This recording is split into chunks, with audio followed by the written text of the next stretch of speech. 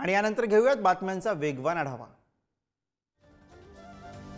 राज्यभर आज दहीहंडीचा उत्साह आहे। गोविंदा रे गोपाळाच्या जयघोषामध्ये सर्वच दहीहंडी पथक दहीहंडी फोडायला सज्ज झालेत। अनेक ठिकाणी दहीहंडीचं आयोजन करण्यात आलं।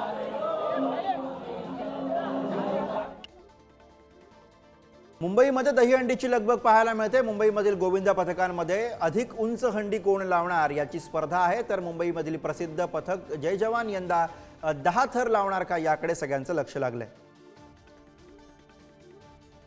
मुंबई आणि ठाण्यामध्ये आज दहीहंडीचा उत्साह पाहायला मिळणार आहे। मुंबईच्या दादरमध्ये प्रसिद्ध असलेली आयडियलची दहीहंडी मानाची हंडी मानली जाते। यंदा या दहीहंडीचं 50वे वर्ष आहे। मुंबईमधील सुप्रसिद्ध पथक म्हणजे जय जवान। या पथकाकडून दरवर्षी 9 थरांची सलामी दिली जाते। जय जवान पथकाने जोगेश्वरीमधल्या शिवटेकडी हनुमान मंदिरामध्ये आरती करत दिवसाची सुरुवात केली। ठाण्यातील केसर मिल सर्कल इथं भाजपचे माजी नगरसेवक कृष्णा पाटील यांच्या माध्यमातून दहीहंडी उत्सवाचं आयोजन करण्यात आले। यावर्षी 55 लाखांचं बक्षीस ठेवण्यात आलं। मुंबईच्या कुर्ला परिसरामध्ये शिंदेंच्या शिवसेनेकडून चोरहंडी सराव शिबिराचं आयोजन करण्यात आलं। यावेळी कार्यक्रमस्थळी सरकारी योजनांचे फलक लावण्यात आलेले आहेत। मुख्यमंत्री लाडकी बहीण योजना अशा योजनांची बॅनरबाजी करण्यात आली आहे। मुंबईमधील गोविंदा पथकाने दहीहंडीच्या थरामधनं मनाला हेलावणारा विषय मांडलाय। वाढत्या महिला अत्याचाराच्या घटनेवरती पथकानं संदेश देणारं सादरीकरण केलं। मथुरेमध्ये कृष्ण जन्माष्टमीचा उत्साह साजरा करण्यात आला। रात्री 12 वाजता श्रीकृष्णाची विधिवत पूजा करण्यात आली। मथुरा आणि द्वारकेमधील मंदिरांमध्ये भाविकांची मोठी गर्दी झाली। शिर्डी के साई मंदिरामध्ये रात्री 12 वाजता श्रीकृष्ण जन्माष्टमी सोहळा मोठ्या उत्साहामध्ये साजरा झाला। बाळगोपाळांनी दहीहंडी फोडत आनंदोत्सव साजरा केला। यावेळी बालगोपाळांच्या दर्शनासाठी भाविकांनी गर्दी केली होती।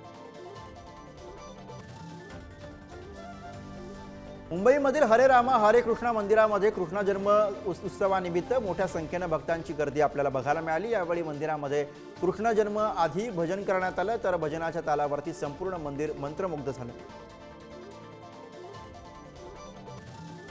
हिंगोली जिल्ह्यामधील कृष्ण मंदिरामध्ये जन्माष्टमी कार्यक्रम साजरा करण्यात आला। जळगाव इथं गावकऱ्यांनी मोठ्या भक्तिभावाने कृष्ण जन्म सोहळा साजरा केला।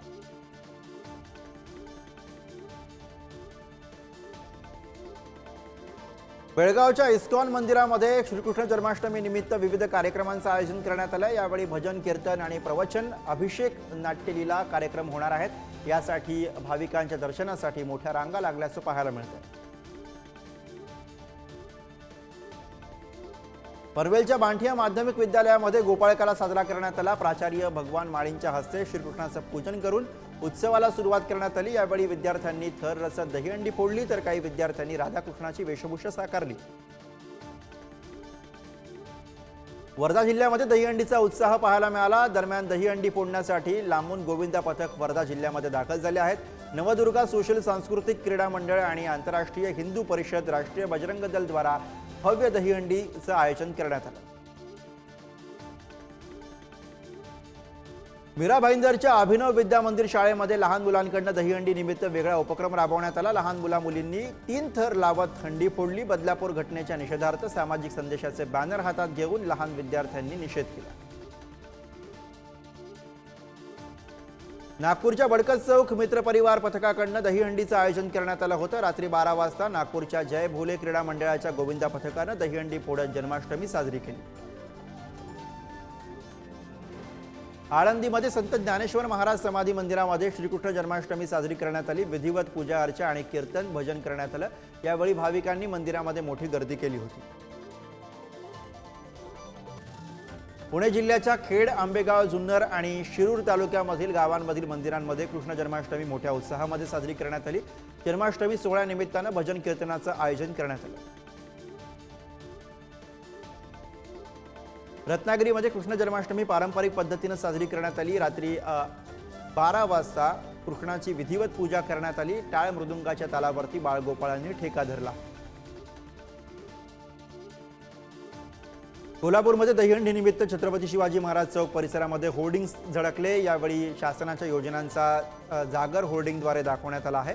तर राज्य नियोजन मंडळाचे कार्यकारी अध्यक्षांनी हे बॅनर लावण्याची माहिती दिली।